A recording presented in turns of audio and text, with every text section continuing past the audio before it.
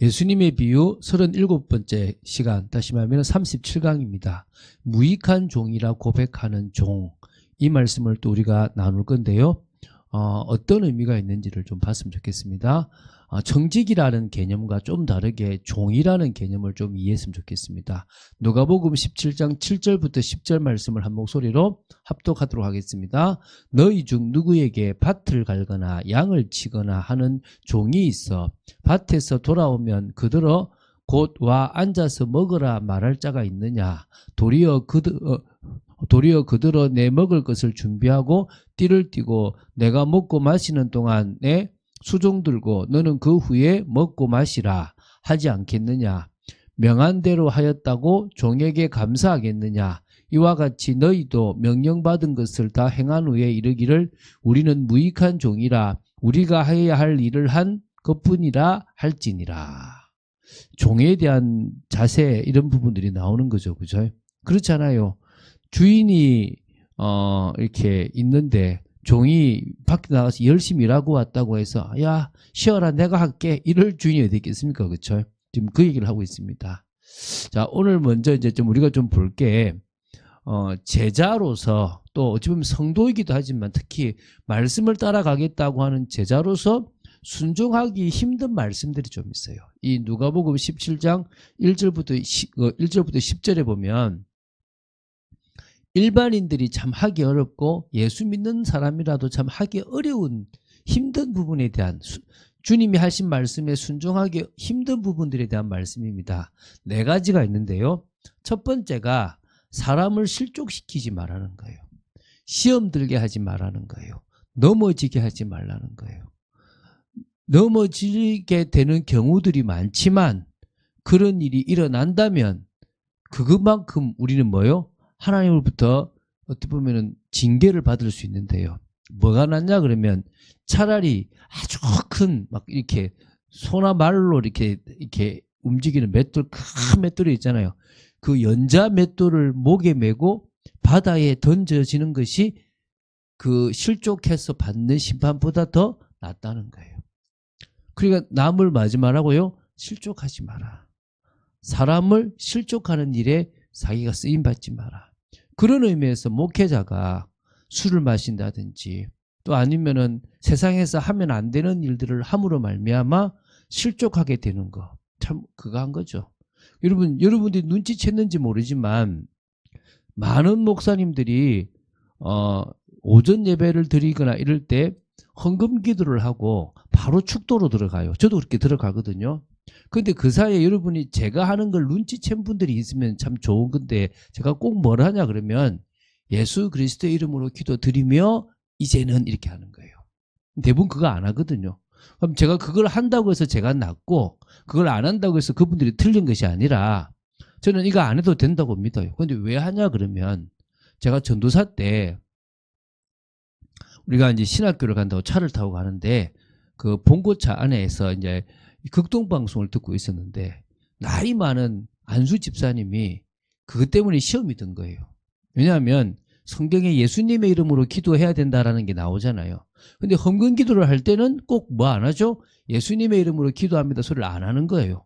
그리고 바로 어떻게 하느냐? 이제는 이래 가니까 그분이 말하기를 그러면 이 기도 하나님 받지 않는 거 아니냐? 이렇게 나오는 거예요.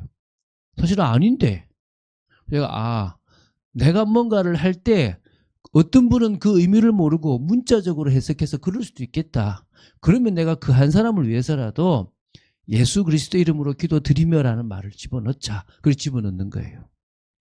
그러니까 제가 사람을 실족시키는 일이 없지는 않겠죠. 지금까지 참 많은 일들이 있었지 않겠습니까? 회개할 많은 일들입니다. 하나님을 하지 말라는 거예요. 제가 그거 안 하기 위한 노력들을 참 많이 해요. 여러분들에게 그럴 수 있는 제가 되기 위해서 참 많은 몸부림을 치는 겁니다. 여러분도 제자로서 그런 삶을 살게 되기 바랍니다. 두 번째는 형제를 용서하라는 거예요. 근데 형제가 다른 사람한테가 아니라 나한테 죄를 범하거든 경고하래요. 너 잘못했다라고 이야기하래요. 그런데 그렇게 이야기했을 때 내가 잘못했어. 정말 내가 잘못이야라고 이야기하면은 용서하라는 거예요. 근데 그걸 얼마만큼 용서하느냐? 우리나라에는 3, 3번 있죠. 내가 3, 3번 봐줄게. 야, 너 3번까지 봐주는데 너 넘어간다. 이렇게 얘기하잖아요. 여기서는 만일 하루에 7번이라도 죄를 짓고 7번 회개한다면 용서하라는 거예요. 7번 나한테 지금 잘못을 했어요. 그런데 그 7번을 용서를 정말 빈다면 용서하라는 거예요. 그 다른 데는 베드로가 질문했을 때 70번에 7번이라도 막 그런 게 있잖아요. 근데 이거는 그게 아니라 하루에 나한테 7번 죄를 지어서 7번 회개하면 7번 용서하라는 거예요. 얼마나 어렵습니까? 한 번도 어려운데. 3번까지는 봐준다 해도 그 이상 어려운데 매일 7번씩을 해도 용서하라는 거예요. 우리가 그런 용서를 받았다는 거죠. 참 지금 이 순종하기 힘든 말씀들을 하고 계신 거예요. 3번째가 뭐냐면 겨자씨 하나만한 믿음을 가지라는 거예요. 이거는 쉬워 보여요. 근데요, 우리가 이 믿음이 있으면 이 뽕나무들 아예 뽕나무를 그랬어요. 뿌리가 뽑혀 바다에 심겨라 그러니까 심겨라 하였을 것인데 그러면 걔가 순종한다는 거예요. 뭐 때문에요? 내 그 겨자씨만한 믿음 때문에. 어떤 의미에서 우리가 그 겨자씨만한 믿음도 없을 때가 있다는 거예요. 그럼 뭐해라? 겨자씨 하나만한 믿음을 꼭 가져라. 그 이상의 믿음 가져야 된다는 거예요. 우리가 사실은 안 믿고 있는 거예요. 못 믿는 거예요. 여러분에게 믿음이 생기게 되길 바랍니다. 이제 오늘 보게 될 게 이제 4번째인데요. 맡겨진 사명을 감당한 후에 저는 무익한 종입니다라고 고백할 정도의 종의 자세를 가지라는 거예요. 자, 오늘 이 얘기를 할 겁니다. 이것도 참 어려운 거예요. 아니, 내가 이렇게 비참하게 살아야 돼 싶은 거예요.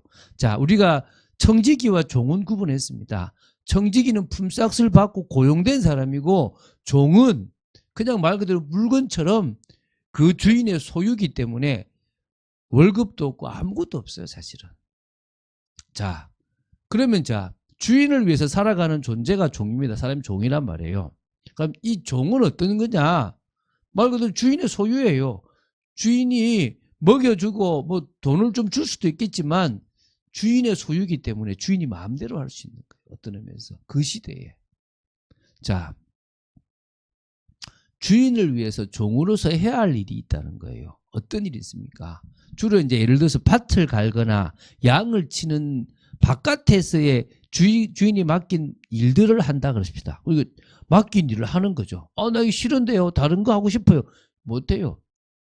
제가 재능이 저기 좋습니다. 이거는 권할 수가 있겠죠. 그게 그 건의해서 바꿀 수는 있겠지만 내가 싫다, 하기 싫다 이런 거는 할 수가 없어요. 맡기면 맡기는 대로 하는 거예요. 그런 거 있잖아요. 지금 주인이 사랑하는 동물을 잃어버렸어요. 그래가지고 이제 종부고 이렇게 찾아오라고 하니까, 저는 마차를 끄는, 이게 마차를 하는 종이지, 제가 그 찾는 종 아닌데, 그러니까. 그래? 알았다. 야, 마차 갖고 와. 이렇게 가마 가지고 와. 나 태워. 내가 가자. 가마 들고 가야 되는 거예요. 그런 얘기가 있잖아요. 그죠? 그냥 시켰으면 갔으면 되는데, 그죠? 그런 존재가 종이라는 거예요. 여러분. 그런데 그렇게 하고 나서 돌아와서 주인님 나 다 왔어요. 그럼 나 밥 먹고 쉴게요. 이럴 수 없어요. 야, 내 밥 먹는다. 너 와서 수중 들어. 야, 너 먹을 거 준비해. 너 지금 저기 군불 때. 그렇게 해도 그 일을 해야 되는 존재가 종이에요. 그리고 주인이 잠들 때까지 주인이 시키는 일을 다 하고 주인을 다 하고 나서 자기 시간을 가지는 그런 존재가 종이라는 거예요. 한마디로 자기 자유가 없어요. 그래서 주인을 위해서 일을 다 한 후에 먹고 쉴 수 있는 존재가 종이에요. 자기를 위한 시간을 가질 수 있는 것도 없어요. 주인이 시간을 주기 전에는 주인을 위해서 뭐든지 일해야 될 존재가 종이라는 거예요. 근데 이렇게 일을 하고도 주인에게 어떤 말 하면, 나 잘했잖아요.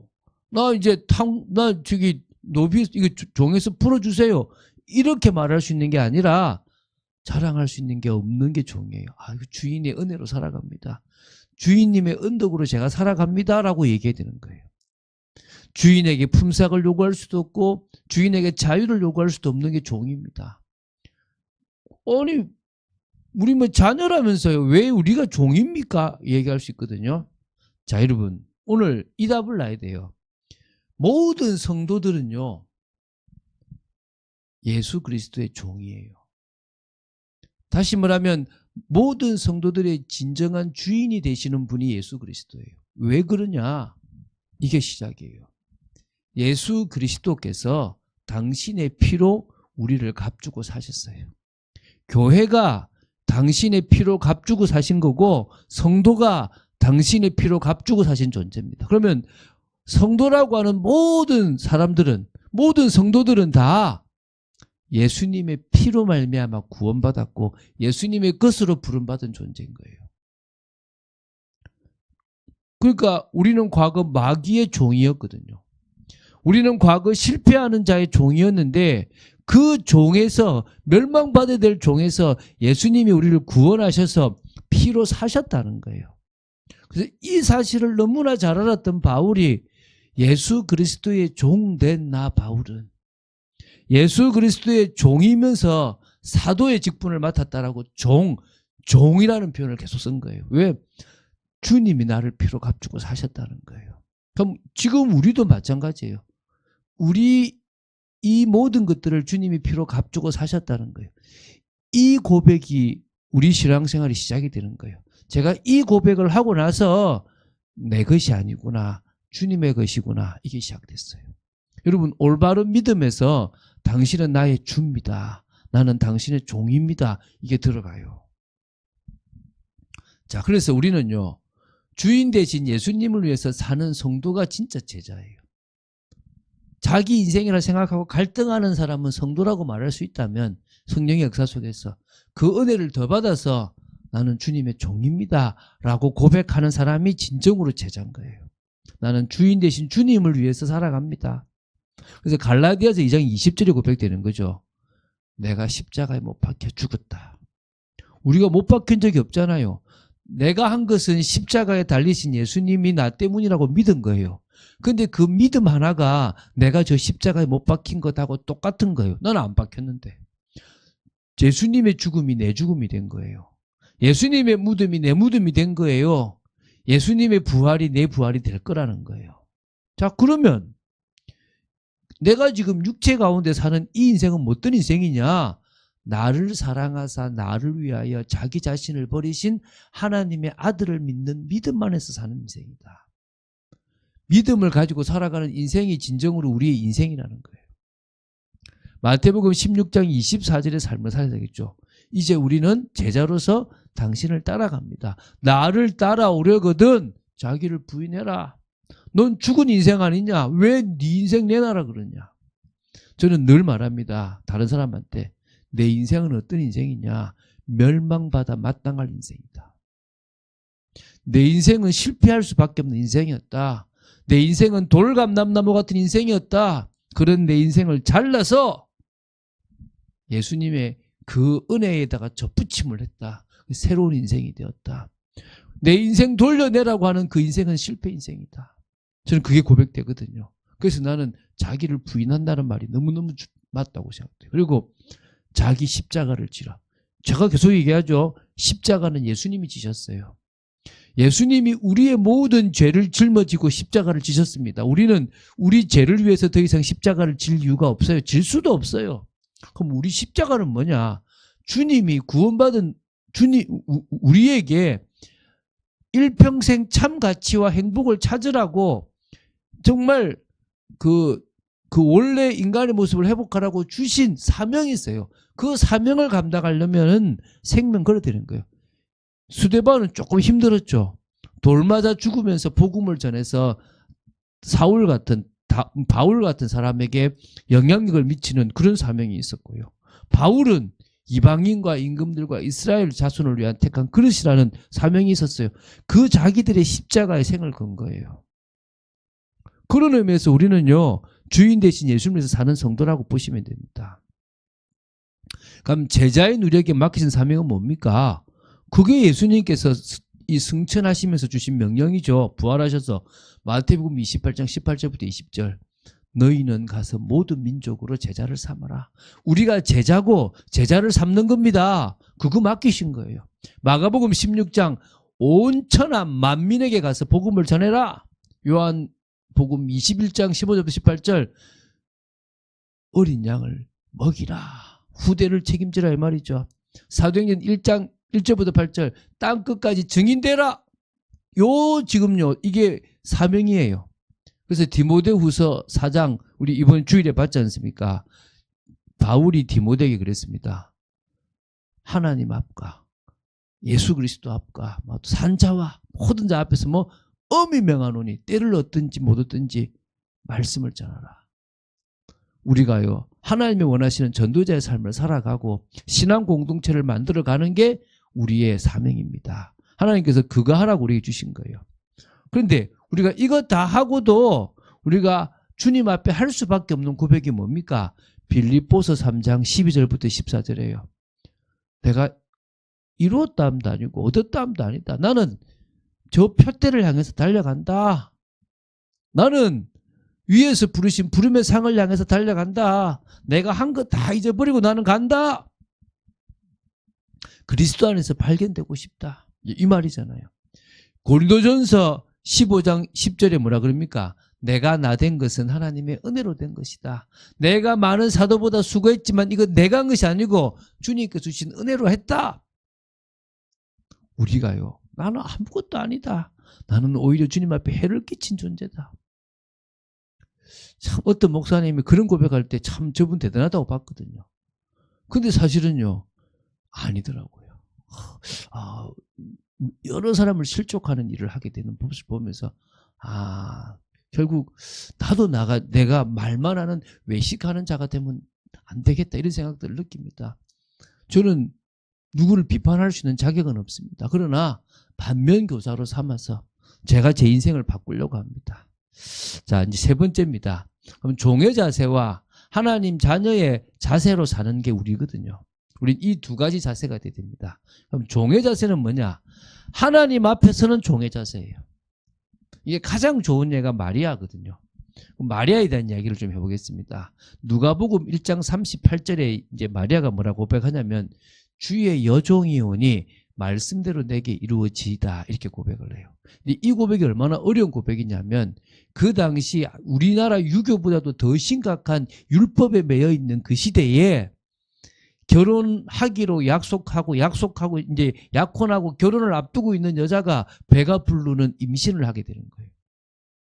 근데 결혼할 사람의 아이가 아닌 거예요. 그게 성령으로 잉태될 메시아였다는 거예요.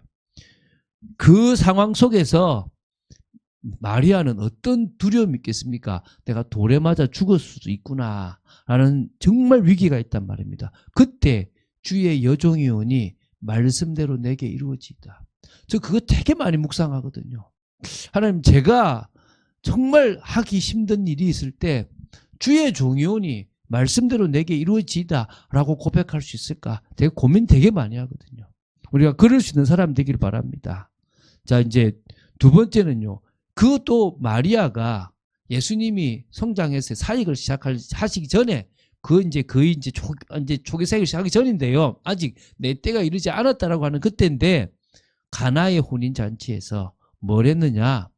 포도주가 모자라는 상황이 벌어졌을 때 하인들 보고 그래요. 너희에게 무슨 말씀을 하시든지 그대로 해라. 하나도 어기지 말고 그분이 시키는 대로 해라.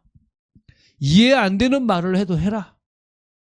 오늘 저와 여러분이 그런 종의 자세, 주님의 것을 주님께 드리고 주님의 인생을 살아갑니다. 여러분, 교회 내지 마세요. 교회 막 다 되는 그거 하나님 기뻐하는 거 아닙니다. 목사님을 위해서 하지 마세요. 그러나 하나님 앞에서 여러분에게 마음이 있으시면 하시면 돼요. 그거를 어떤 방법이든지 여러분이 하나님 앞에 하시면 되는 겁니다. 물질을 말하는 게 아닙니다. 난 주의 것입니다라고 사시면 돼요. 전 그렇게 살아갑니다. 물론 저는 제가요 교회에서 헌금 채고 많이 하지 않습니다. 저는 제가 받는 상황에서 최선을 다해서 저는 하나님 앞에 드리려고 하는 사람입니다. 여러분에게 그렇게 되길 바라고 저는 그런 응답을 받았으면 좋겠습니다. 그래서 여러분, 하나님 앞에서 저는 종입니다. 말씀에 순종하는 종이고 자랑할 것 없는 종입니다. 그러나 세상 속에서는 하나님의 자녀입니다. 세상 속에서는 저는 하나님의 자녀입니다. 영접하는 자, 곧 그 이름을 믿는 자들에게는 하나님의 자녀가 되는 권세를 주셨으니 우리는 자녀의 권세가 있습니다. 당당하십시오. 굽신하지 마십시오. 교만하라 소리가 아닙니다. 나는 당신 거 필요 없다. 아브라함이 그러잖아요. 다 가지고 가라. 저 같이 왔던 저 친구들에게 필요한 건 주고 나는 안 받겠다. 내가 그거 받아가지고 당신이 어디 가서 내가 줘서 저 아브라함 부자 됐다 소리 난 듣기 싫다. 다 거절해버려요. 오늘 우리가 어떤 의미에서는요, 그런 축복을 누릴 수 있어야 될 줄 믿습니다. 그런 당당함. 나는 하나님 자녀입니다. 하나님, 제가 이 당당함으로 살아가고 싶습니다. 라고 말할 수 있으면 좋겠습니다. 요한일서 5장 4절. 그래서 믿음으로 이기는 겁니다. 세상을 이기는 이김은 이것이니 곧 우리의 뭐요? 믿음. 무슨 믿음? 나는 하나님의 자녀다. 나는 하나님의 사람이다. 라고 하는 믿음입니다. 그 믿음으로 이기시기 바랍니다. 그래서 종으로서요, 우리가 무익한 종이라고 고백하잖아요. 주여, 우리는 무익한 종입니다라고 고백하는 주님 앞에서의 종인데요, 하나님의 뜻에 순종하신 예수님을 본받으라고 바울이 말해요. 빌립보서 2장에 저 하늘 보좌를 가지신 앉으신 하나님과 본체이신 그분이 그 모든 영광을 버리고 내려와서 우리와 같은 종의 형체를 입고 죽기까지 복종하셨습니다. 십자가에 죽으신 거죠. 하나님이 그를 높이셨습니다. 그래서 여러분, 낮아지고자 하는 자는 높아진다 그랬습니다. 여러분, 우리를 높이면 낮아집니다. 그러나 우리는 종입니다 라고 낮아지면요, 높아진다 그랬습니다. 높아지지 않아도 되는데 우리가 종의 자세로 살아갈 수 있다면 그만큼 큰 은혜가 없지 않을까 저는 확신합니다. 그런 축복을 누리는 여러분 되시기를 주 예수 그리스도 이름으로 축원드립니다. 이제 기도하겠습니다. 주는 그리스도시요 살아계신 하나님의 아들이심을 고백합니다. 믿음을 따라 말씀을 따라 응답받는 삶을 살아가는 저희들 되도록 지켜주시고, 정말 저희들이 주님께서 피로 값주고 사신 종이라는 사실을 깨닫고 내 것이 없음을 고백하고 내 인생이 아님을 고백하며 주님의 말씀에 순종하는 삶을 살아가고 그 말씀 속에서 인도받는 귀한 복된 삶을 통하여 주님이 친구 삼아주시고 주님이 자녀 삼아주신 그 은혜를 너무나 감사하는 축복 누리는 저희들 되기 원합니다. 은혜 내려 주시옵소서. 주 예수 그리스도 이름으로 기도드립니다. 아멘.